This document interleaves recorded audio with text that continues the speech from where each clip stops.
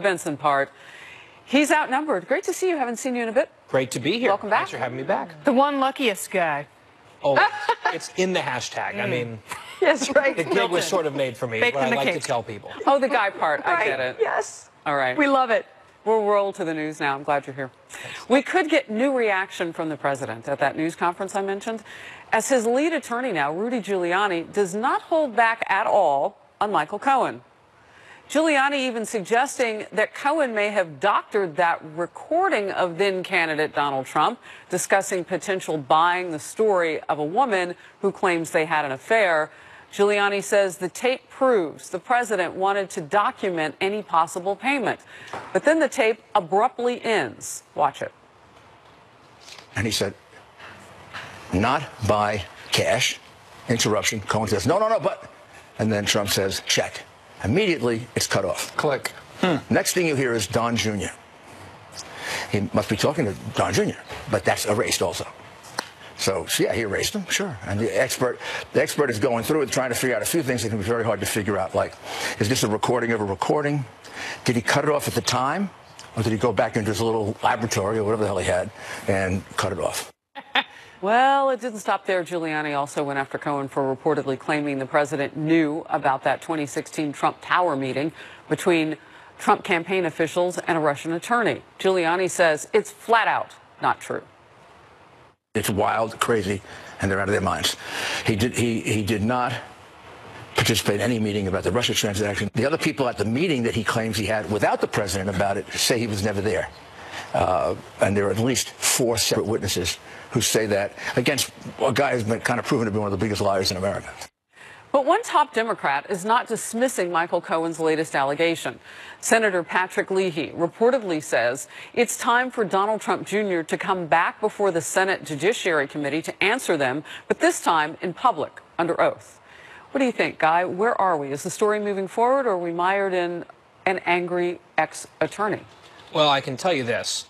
A place that the president does not want to be is having his current attorney firing back at his longtime attorney. Why not? It's not a healthy spot for Team Trump, because Michael Cohen was a trusted fixer and attorney and confidant for many, many years for President Trump prior to him being president. And if he's decided it's in his interest to flip on Trump, whether he's telling new truths or inventing new stories to help his own help, save his own skin, that is a war of words that is not particularly helpful to Trump. For example, watching Rudy Giuliani go on TV and parsing whether certain recordings cut off at a certain time and asking why that's the case, I mean, not a healthy spot. So a couple of developments today that we've seen, and that somewhat coming from Giuliani and other reporting, and that's that there may not be any other tapes with the president's voice on them. Right. But there are a lot of tapes, which begs the question, how many people was he recording, Kennedy? We don't know. No, you don't know. I mean, it's legal to do that. And I think what's interesting here is Giuliani is clearly trying to cast so much doubt on the tapes and whether or not they're doctored. And they're not really tapes. I mean, they're digital recordings because he recorded them with his phone. It's not like he had a reel-to-reel. And as far as we know, there's only one with the president on it. Whitegate or Watergate era recording device. Essentially it's pretty easy to chop that stuff up on your phone, and I don't know why CNN wasn't more explicit about what they got and question why they didn't get more of it, because that's always confusing. And I'm sure CNN would love to play the world anything that could damage the president, but we're getting so far away from focus and objectivity, and it'll be really interesting to see, is talking about the president enough to damage his reputation that he is ultimately removed from office, because that seems to be the aim of many of the players here. I want to draw everybody's attention to the live picture on the left side of your screen, because that is the White House. And of course, we're waiting for Italy's Prime Minister Giuseppe Conte to join our President of the United States inside the White House.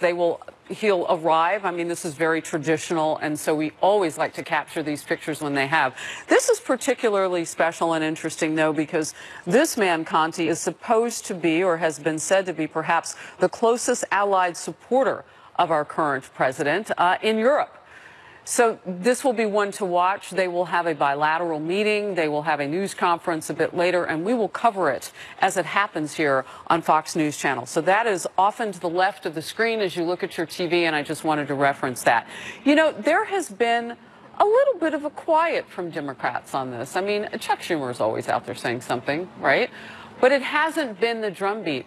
And is this, perhaps, Adrian, one of those situations where you just sit back and let the attorneys set themselves on proverbial fire? Well, I think a lot of Democrats are realizing that the Mueller investigation appears to be coming toward an end, right? You've got so many things that are culminating that would insist that perhaps it is coming to an end. Oh, I hadn't heard the Democrats say that. Well, no, but I think we all. I mean, the way he's interviewing witnesses, the way he's bringing. I don't assume anything. We don't. Okay, you're right. We don't assume anything, but it would not be, you know, a crazy assumption to think that this is not coming to an end sooner rather than later. However, you know, on this particular point, look, Rudy Giuliani is digging his own mess. So why do Democrats want to step into it? He's constantly contradicting himself on television.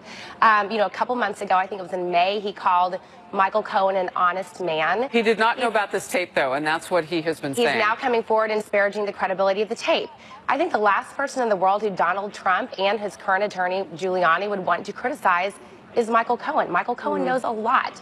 And he will be... How do you know that? He says he knows a lot. Because he was his attorney for years. But if they were so terrified, and, you know, obviously the president and his associates know the content of the meetings that they had with Michael Cohen in his office and some of the phone conversations, if they were so worried, they would be... That's where you would come up with radio silence, not necessarily from Democrats. Well, Giuliani says he wants everything that's out there. Whatever is gettable, he wants it. I don't know. I mean, whenever I hear the Clinton cleaner out there defending the Trump cleaner... Lanny Davis? Yeah, it just, my ears feel dirty. Cohen? I mean, I just feel like I want to wash them out with something because it's all so tawdry.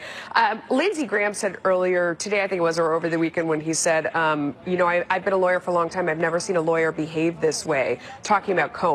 And the fact that he recorded all of these conversations with clients, and now Lanny Davis is saying the reason why he did this is because he'd like to record things rather than taking notes. Well, I don't buy that. That's not what lawyers do. And Judge Napolitano, our senior judicial analyst here at Fox News, has said to transcribe them, which is twice as much work. He has said that it is actually not like rare that people would do this because of the phone devices that people might record to help take notes. It makes it easier contemporaneously. And I mean, you can get an assistant to help you transcribe. I don't think in as that a lawyer moment, you want that much detail, though, in general. I'm just saying, that's the judge had said that it wasn't uncommon. See, I think it's an interesting conversation to be having about the tape because it's the president's voice is on one of them. Yeah, but wouldn't you tell the president that you were recording him if you were his confidant? I mean, you should have. You would assume, I think, Trump would be understandably upset to learn that he was surreptitiously recorded by his own attorney, and that tape is now leaking to CNN. That's like a nightmare scenario for Trump. But I just want to make one point. Rudy now has gone on TV twice today on our network and another one saying that collusion is not a crime, which is a change or a pivot from there is no collusion. And I'm sitting here, I'm watching Rudy, and I'm wondering, is this Rudy sort of being the pundit, or is this a new legal strategy? Because they have insisted and sworn top to bottom there was no collusion. And if the president's top lawyer now is out there seeding this messaging on television that collusion wouldn't be a crime, that seems like a bit of a change. And on Fox and Friends, Rudy said, you notice we played the clip, he said, President Trump was not at that meeting. Donald Trump was not at that meeting. That was never the allegation. No, that he knew about it beforehand, not that he was there. That's an odd denial of something that no one is alleging. Well, and you bring up such a great point, Guy, because it is true. We have not heard this from Giuliani so far yet, right? We've heard Trump time and time again on Twitter, on national television, at rallies saying, I didn't collude, there was no collusion. Now you have his attorney who's going on cable news constantly saying, oh, by the way, collusion is not a crime. But doesn't not that have constantly. more... We've heard it twice. I think that has more to do, though, with we'll why are they more. investigating if it's not a crime? And I think that's what that is. I think to Guy's point, I do think that is a legal strategy. Well, they're looking at obstruction right now more than a shift any. like that, there's something intentional going on. And back to Michael Cohen, he only had 3 clients. And maybe he foresaw this, and this was his insurance policy to make sure if he were doing so many untoward acts on behalf of his very few clients. But he was getting paid. I mean, you don't have to be shady. You could just do your job. Or if you're shady, you're shady. Well, we'll move on. We'll cover the news as it happens. Meanwhile, I'm going to say his name again, Rudy Giuliani, also saying that the president's legal team is not yet in the final stages of negotiations with Robert Mueller over whether the president will sit down for an interview with the special counsel. Here is Giuliani earlier. Are you still having negotiations with this team about the president sitting down? Not yet. Those are done. Well, I mean, I don't know what will happen after the latest statement by the president, and we haven't heard anything. I don't know why. I mean, they can write a report without him. They do not need President Trump's. They have two aspects to this, right? Collusion. They have this side of the story. Even this Russian meeting, I'm happy to tell him he wasn't there. All this new polling from CBS News shows many of the president's supporters have his back in the Russia investigation, with about 70% calling the Russia investigation now, quote, a witch hunt.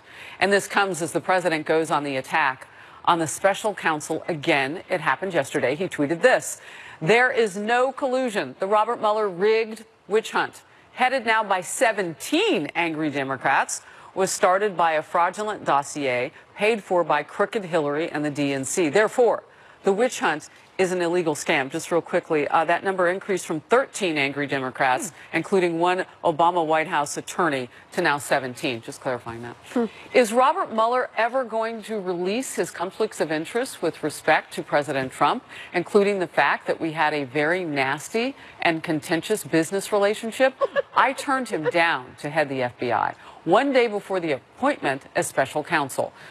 And our own chief White House correspondent, John Roberts, says while there are still discussions ongoing, the president's legal team is now leaning toward not having the president sit down for an interview. I don't know that that changes much, but the facts are fresh. Will he, won't he has been the ongoing saga now for months. I feel like I've sat on this couch debating whether Robert Mueller's going to get this interview or not. When was it will he? Because the president said it politically, but he said he would, listen to his attorneys, and I haven't heard an attorney say it's a great idea for him to sit down. So Trump will go out there and say, sure, I'd love to talk to him, and every attorney is saying, do not do that. So again, I would still be very surprised if this interview were to happen. There's a lot to unpack there in the president's tweets. I'm confused about what this nasty conflict that he's alleging now is. That it was Mueller, over fees at a club. At a golf club is something that we're hearing about. If the idea was that Robert Mueller was too biased to preside over this investigation because of golf club fees disputes from years ago, it's odd to bring that up now, to highlight that. Well, we've heard that before, but I'm really stuck on what you said before, because now that I heard Rudy Giuliani again, it sticks out like a sore thumb. The same thing, when he said it again, he wasn't at the meeting. So if he's now saying that intentionally, like that wasn't a mistake, he's saying intentionally in two different places, then probably means the president knew about the meeting, and we're just changing the wording now at the last second. If he's also talking about collusion and the parameters of collusion, that has been the basis for his negotiation with Mueller's team. He said, we'll talk about collusion, we will not talk about obstruction. And if you remember, the 50 questions that were leaked that potentially came from special counsel, it was, how did you feel when Jeff Sessions offered his resignation? How did you feel when you heard that George Papadopoulos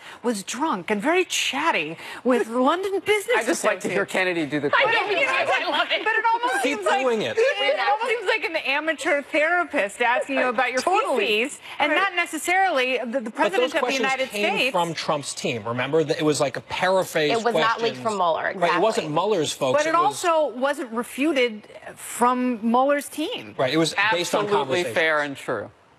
Yeah. And we talk about his team not having any leaks, but. And he has come out. Kennedy really can do the other 47 questions. I know. I love it. I love that we're now. I just want to kind of get an idea, because we saw a lot of Twitter activity from the president, and we've heard from his attorney, as you pointed out, twice on a Monday already. So what does that tell us about what we know? Yeah, no, it's very aggressive. I mean, it does make it feel like there's something going on, or there's something coming soon. And that's a Giuliani hallmark. He's aggressive with his legal appetite like this. Yeah, and it works for him. And the because at first when we were talking about the differences, what he was saying, I was thinking maybe this is just a result of doing too many interviews too early in the morning. You're kind of like a little bit all over the place, but it's consistent. It does feel like a now. shift, doesn't it? Yeah. It does, and I think we're looking at two things here. I think number one, we're looking at a president who feels like the walls are closing in. I don't know about that. Well, that's from a Democrat perspective. Yes, it is. You seem to think this investigation is just going to just going to end? We'll see. Remember, Again, we'll see. Mueller is also looking at the president's tweets, which I've had legal professionals tell me that lengthens the investigation. But by all means, Adrienne, go right ahead. I'm just saying what I think that could be happening. Who knows, right? Because to the point you just made, Mueller his team has not leaked anything. They have been radio silent. As far as we know. So first of all, I think from a Democratic perspective, this is the president who feels like the walls are closing in.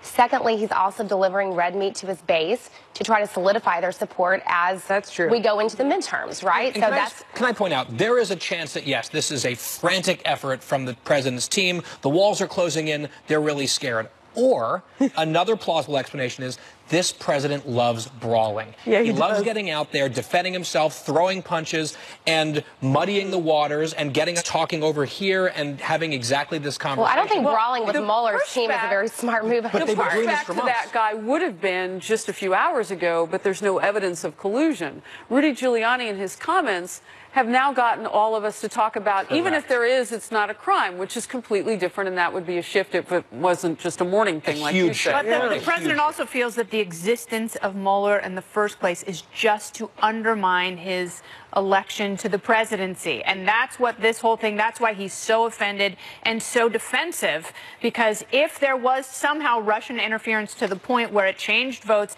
and that's why he's president, that's very problematic for him. He feels to the core of his being that is patently false. And that's why he's fighting so hard, because he feels like it is an illegitimate. Like it delegitimizes. Here's what I do know. We're going to hear from the president coming up, because we're awaiting his remarks during an expected meeting in the Oval Office with the Prime Minister of Italy.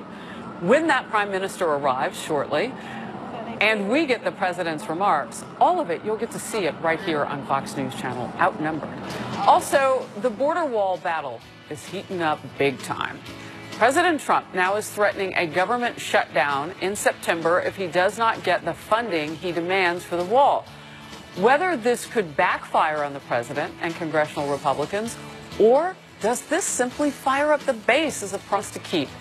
Joe Manchin, set to be the first Democrat senator to sit down with the president's Supreme Court nominee, Brett Kavanaugh. This as Senate Minority Leader Chuck Schumer works to block that nomination. How this could affect vulnerable Democrats. Dim-on-dim crime. Oh, what?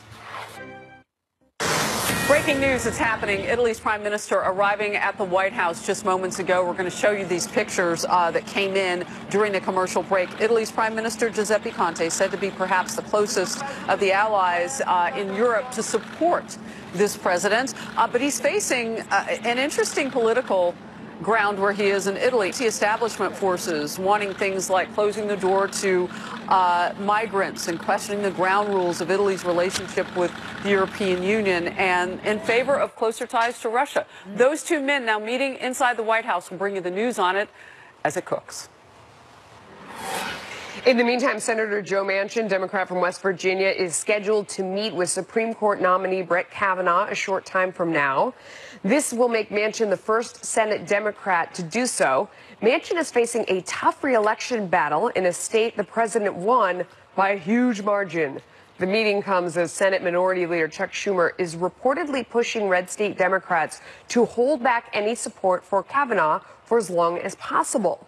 Schumer is also calling for the release of files from Kavanaugh's time in the Bush White House, where he worked as legal counsel and staff secretary.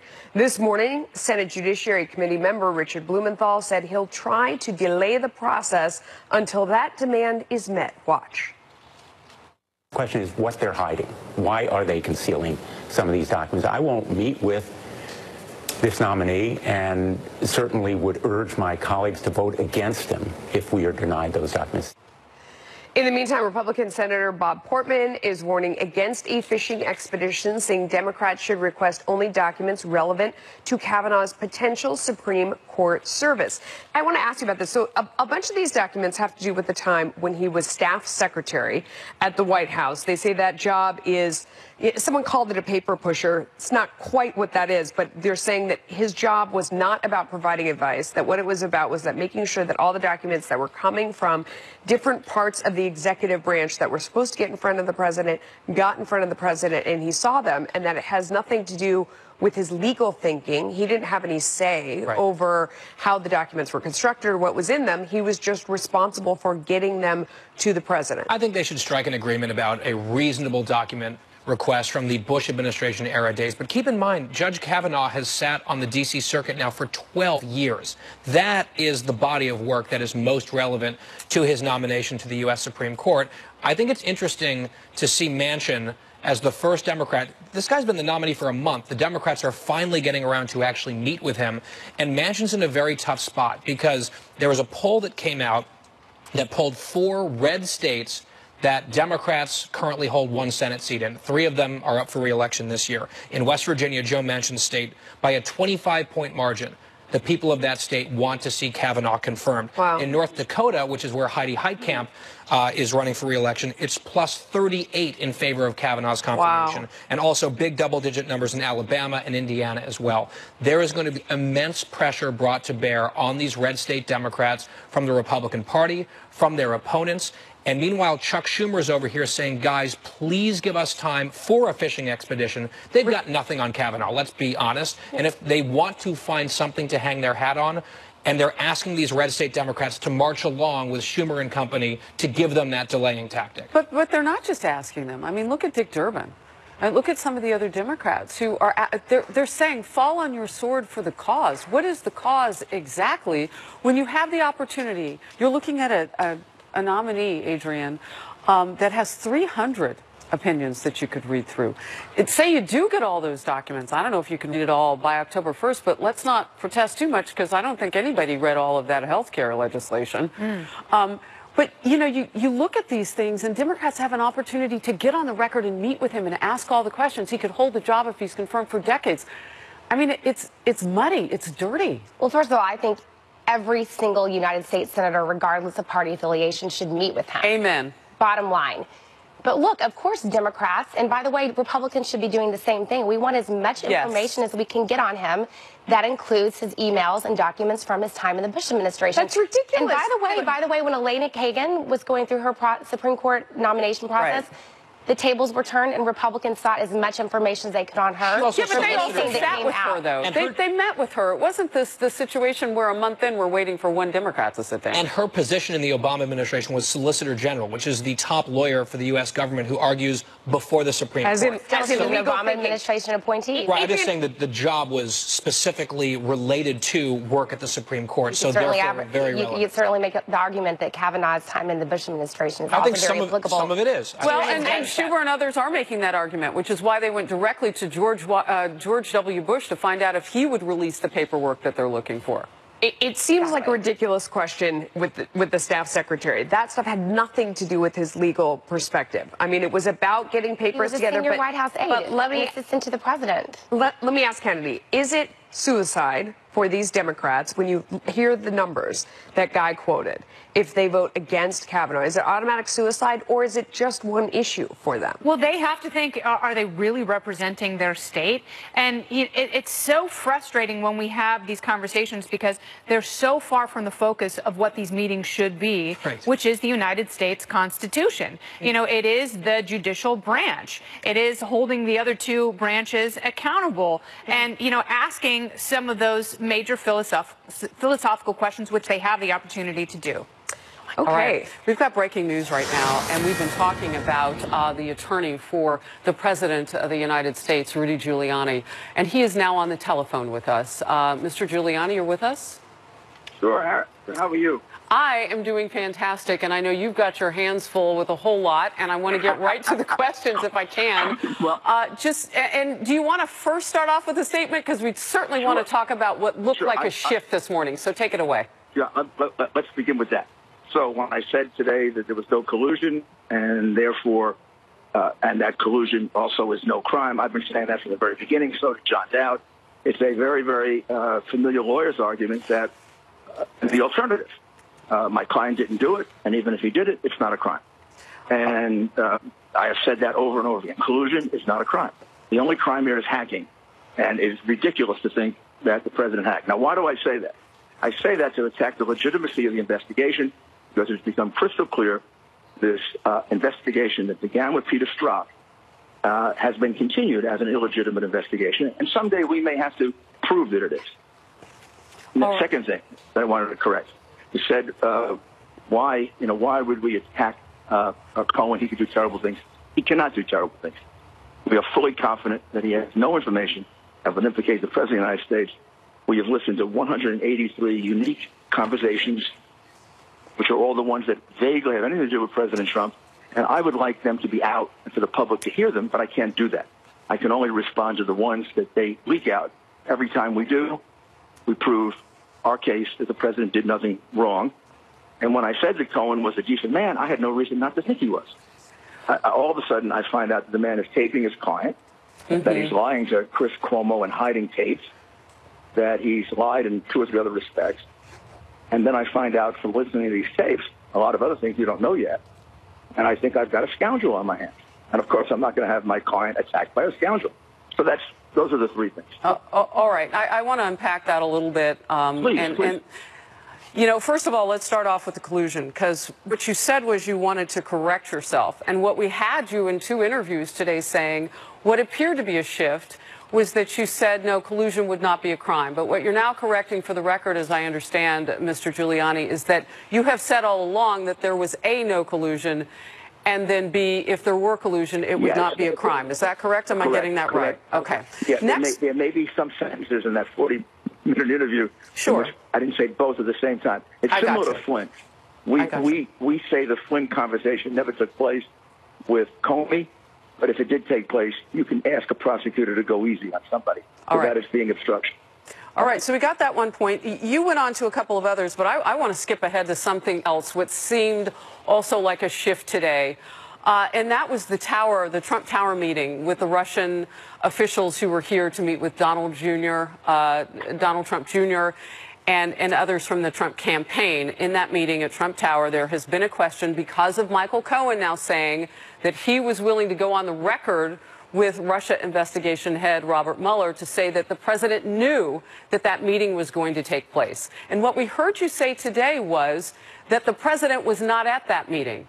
That actually takes on a question that had not been asked or even suggested. Right. So why did you say that? Because there are 2 different meetings, one of which has leaked and the other of which has been given to 3 reporters, and Jay Seko and I have been successful, I think, in beating it back. So let me take you through it.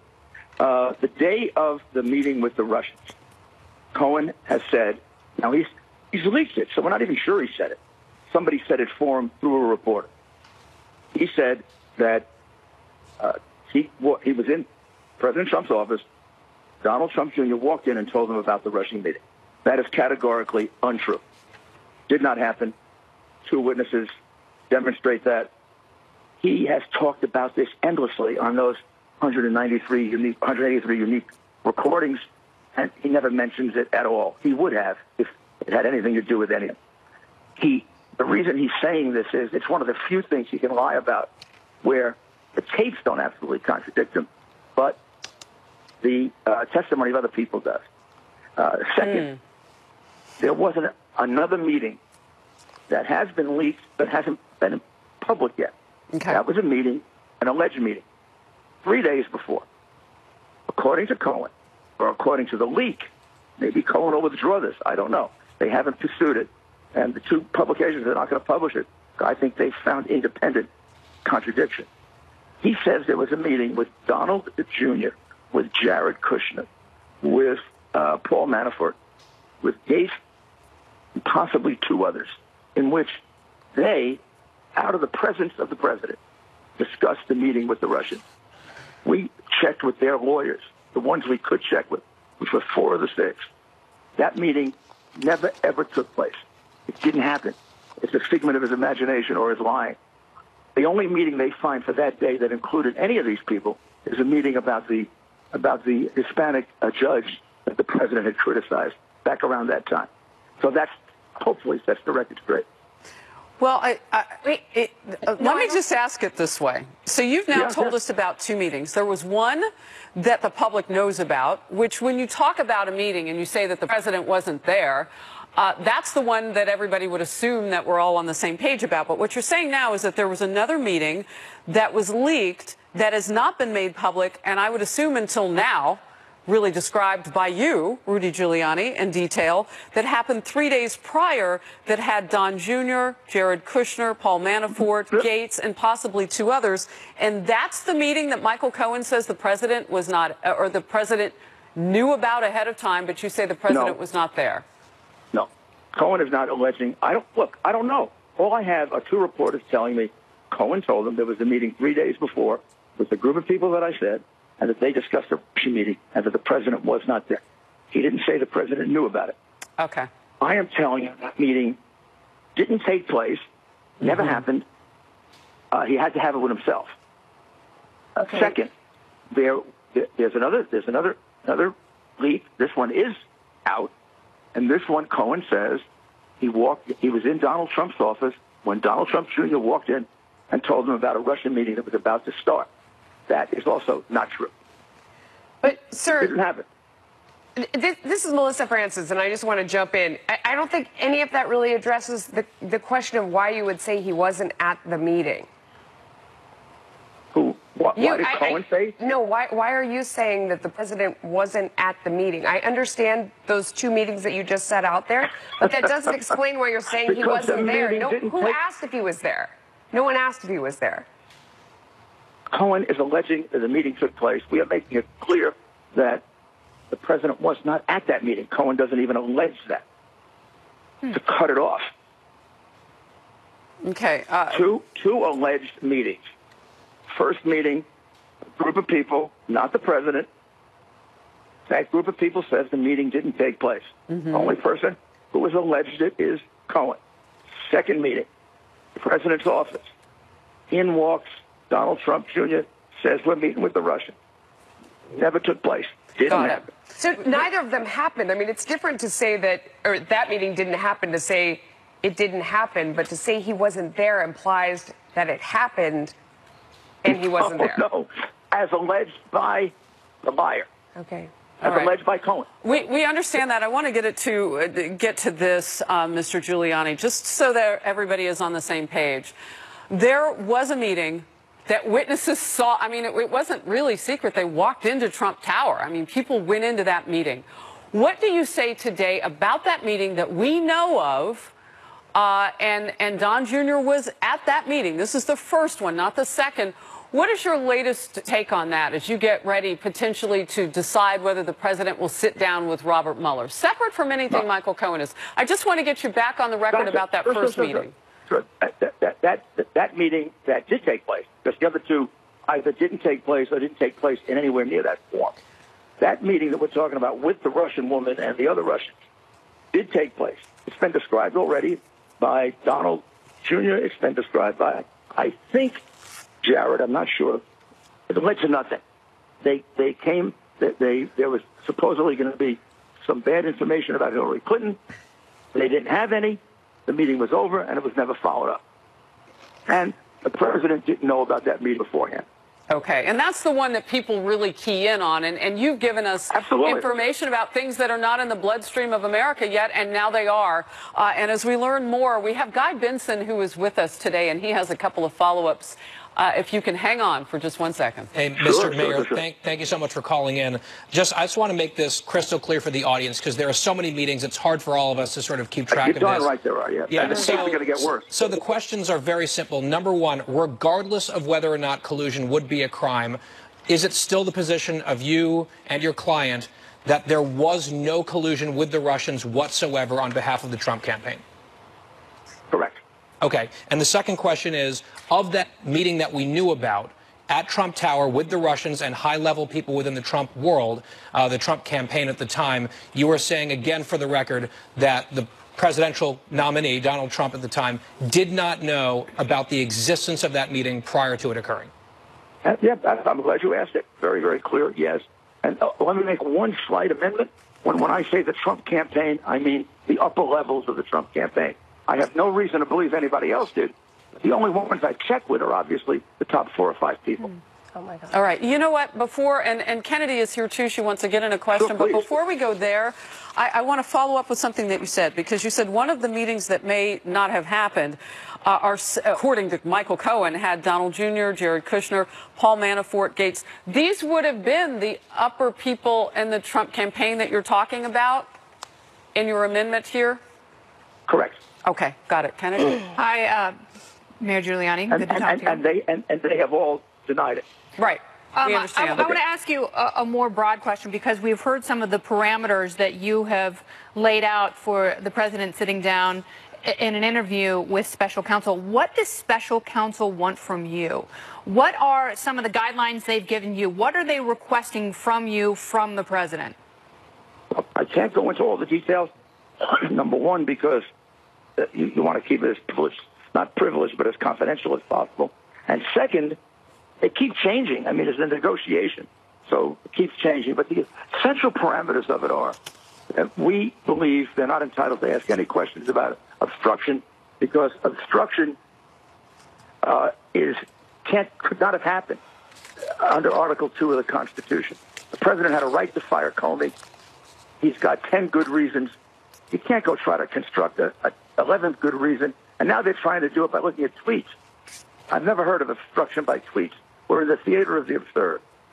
If they want to talk about collusion, which, as I told you, we're very clear on, we might allow them questions on that if we didn't think they were trying to trap them into perjury. And that's what we've been negotiating. If there's some area where we can mutually agree, it'll be helpful to them, and we wouldn't feel like we're being trapped. Mr. Giuliani, at this point, you know, we do have a Democrat guest on our couch today, Adrienne Elrod. She worked very closely with the Hillary Clinton camp. And one of the things that we have learned via Adrienne and other Democrats is that there is this thought that we might be coming more to a close with the investigation that Mueller has. Knowing what you know, and we don't know all of what he has, are you now yes or a no on a sit-down between the president and Robert Mueller?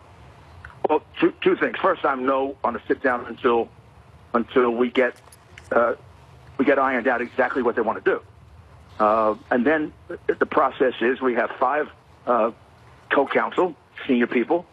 We'll advise the president. He decides. Mm-hmm. And he's always leaned in favor of doing it. Well, what are you telling him about that? What advice? Right now, I'm telling him no way. We're not going to do it. As a politician or as a lawyer? As a lawyer. I can't be I can't be a politician. It's too confusing if you try to be both. And that was a very good question, because there's a whole political, when you're representing the president, you're not just representing, and there is a whole political aspect to this. Yes. However, I do think the political climate has changed a bit. And I think people will understand much better now. And maybe one of the reasons we reemphasize the point about the legitimacy of the investigation is we want to show that maybe he shouldn't be testifying in an investigation that has no legitimacy. Interesting. Also, I agree with the woman you mentioned that I have the sense that he's near the end. I don't know that. He hasn't said that. He did say one thing that I can sort of support that with. 2 months ago, back before all this stuff happened, he was aiming at the beginning of September as the time to get the report in. He never said it, but I thought he was thinking of the November elections and not wanting to do a Comey. Interesting. Real quickly, can I just do a fast follow-up? You say that you think the political climate has changed in terms of what's happening now with the president. How so and why? Well, I think that you go back, to rewind 3 months, you didn't have the raid on Cohen. Mm-hmm. You didn't have the Horowitz report kind of beating up on the legitimacy of the Hillary Clinton investigation, and also the beginnings of the counterintelligence investigation against let's say, the Trump campaign, because he's never been a subject of that, but I'm not sure I know what that means, the way they define it. And it seems to me that we're at a natural ending point now, and I hope it happens, because ultimately, remember, he can't indict. Doesn't have the power to indict. Well, he said he wouldn't. He said he wouldn't anyway. Yeah, he did. You're right. So what does that mean? It means he writes a report. He's got plenty to write a report. Okay. Can I ask you quickly, this is Melissa Francis again, I just want to clarify, you're talking about a second meeting that you say was going to possibly come out in the media, but it didn't happen, so now it's not going to surface as a meeting, well, I don't know. and it didn't happen, and that's... Yeah. That now, was so the one where I, you say Don Jr. walked into President Trump's office and said... No. Okay. So the public record contained a leak by Cohen that he was present at a meeting in which Donald Jr. came in and informed the president. We deny that happened. We say it didn't happen, and if it had happened, it would have been mentioned a long time ago on the various hours of tapes that we have. The second meeting was brought to my attention through Jay Sekulow. Both of us dealt with it, with two different reporters, essentially the same information about this meeting that took place 3 days earlier with a whole group of people. Every one of those people says it didn't happen. And why do I mention it? Because, first of all, I thought it was going to come out. Second, my experience is that when you have stuff like this floating around, it comes out. And I don't want it to come out and be unrebutted when it originally comes out. Got it. Part of what we're trying to do here, the jury for this case is the American public. The Congress, yes, but the Congress is a creature of public opinion. And how has things shifted? Shifted about 22% net toward the president, meaning disapproval of Mueller investigation has gone up. Some polls have it over 50%. Used to be down to 37, 38. And the president's position has shifted by about an equal number, including his approval rating. So to the extent you can, it seems to me there'd be more understanding why you might not just run in there and testify. Also, all of you put on so many lawyers and say that we would be out of our minds if we put the president up for a questioning. That has to affect the public too. I tease the president and tell him, if we make you testify, we're going to get disbarred. You know, it's interesting what you say, and people may watch this and wonder, okay, so they're getting their influence from Fox News or other media. The actual truth of the matter is there are a lot of people, both sides of whatever political aisle that you might draw, who say, in the legal profession, separating out the politics, you'd be crazy to put your client into a situation when you know that he's not economic with his words, and it might get a little dicey, and who would do that with their client? So as you have separated the two hats that you wear, because you were formerly a politician, mayor of this great city, I understand that. I want to go back real quickly just to something that you said.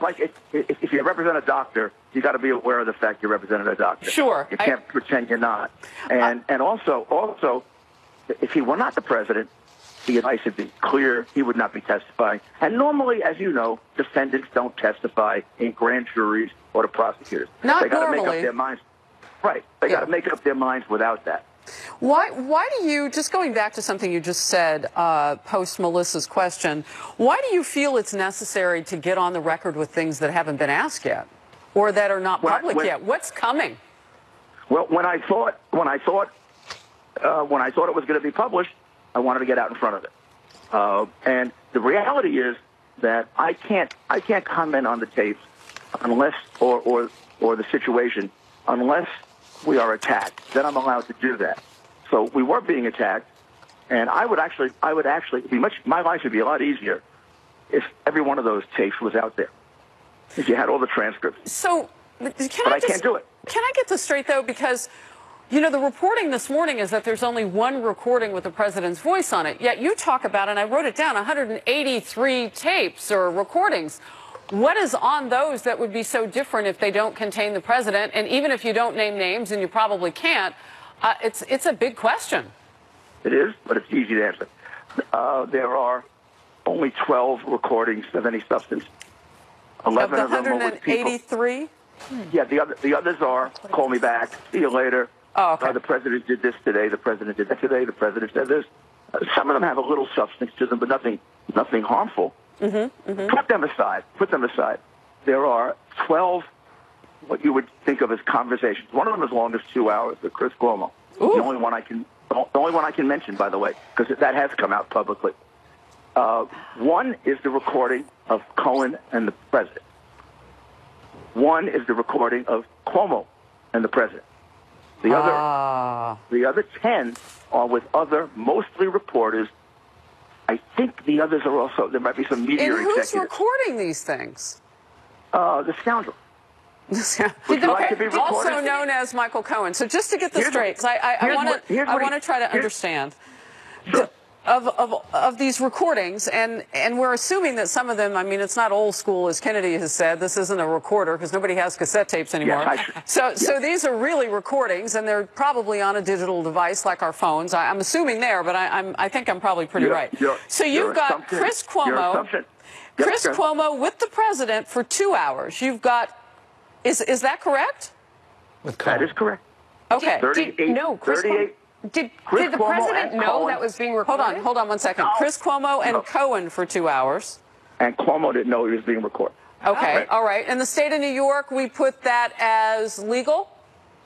Yes, legal. Okay. It's legal. And then it wouldn't be in Massachusetts or California or Florida. Gotcha. Okay, and then another tape with Cuomo and the president. How long would you say that one is? Cohen and the president. I'm going to say that's 3 minutes. Okay, about 3 minutes. And then you say the other 10 or so are what? Similar conversations to the one between Cohen and Cuomo. Different reporters, all being deceived about being taped. Clearly, you can hear it. In a few cases, he goes through a major subterfuge, which is he takes his phone and he puts it in a drawer and says, I'm not recording this. He must have another phone with which he was recording it. Oh, so you can actually hear him saying, after what you call subterfuge, I'm gonna stop this one and put it in a drawer. Yeah, a couple of these, he makes a big deal out of it. Wow. That's a lot of information. That's the reason I came down so hard on him. And the one that would be a real problem for him, aside from the credibility problems of the others, is the one with his client, the one with President Trump. Who leaked the tape to CNN? Well, the first tape was leaked to the Times, to Maggie Haberman and Michael Schmidt. They went on the record and said it wasn't us. The only other people who had it were the Cohen people. The government has turned them over to us. The government didn't get it until a day later. To your knowledge, does Chris Cuomo know about this? He knows everything about it. He reported on it. He knows everything about it. He knows he was. Oh, I'm not sure he's ever really. It was an off-the-record conversation, which is kind of silly now because it's off the record, recorded, and leaked to the public. You'd have to ask Chris about it. And is there any legal, real quickly before we let you go, is there any legal recourse that you take on an off-the-record surreptitious recording? I understand how the laws work here in New York. Are there exceptions to the laws? What are you looking at?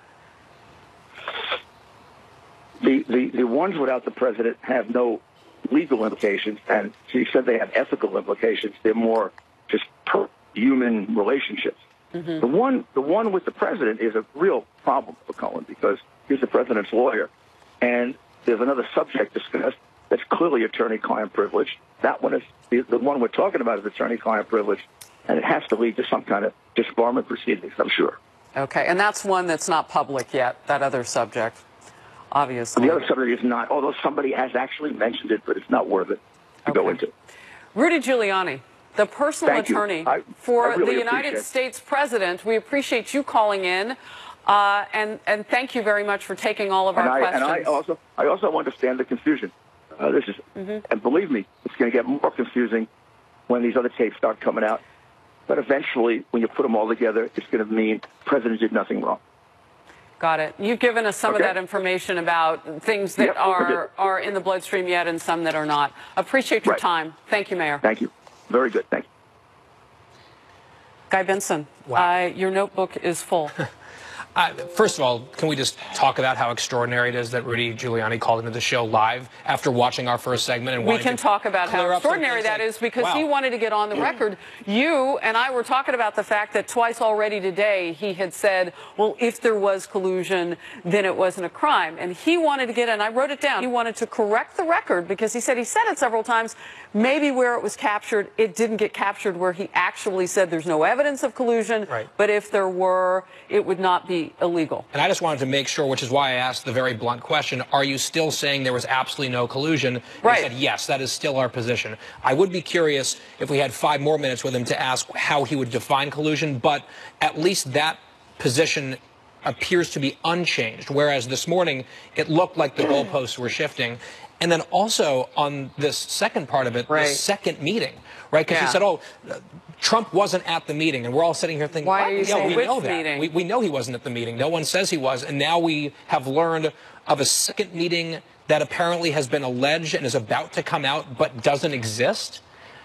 That was hence why he answered a question that hadn't been asked yet. Because they're like, why is he telling us? But you, Melissa, were trying to drill. It still didn't quite. Still doesn't make sense because you say, why? If the meeting didn't happen, why are you saying he wasn't at it? Right, you would just say it didn't happen. Yeah, happen. Well, one of not at Studio 54 with Abraham Lincoln.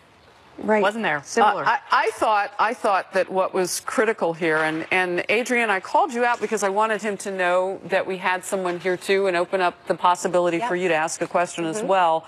But I thought this was really important. I said, why do you think the political climate has changed for the president such that you'd consider doing anything differently in his legal representation? He said that rewind 3 months, the raid on Michael Cohen, the IG report from Horowitz, which seemed to beat up on Hillary Clinton and her campaign, and it feels like a natural ending. I come to you on that, Adrian, because you had raised the point that it also sort of seemed like a natural ending for the Russia investigation by Bob Mueller. Well, because Bob Mueller has interviewed so many witnesses, that would make one basically conclude that perhaps we are coming to an end.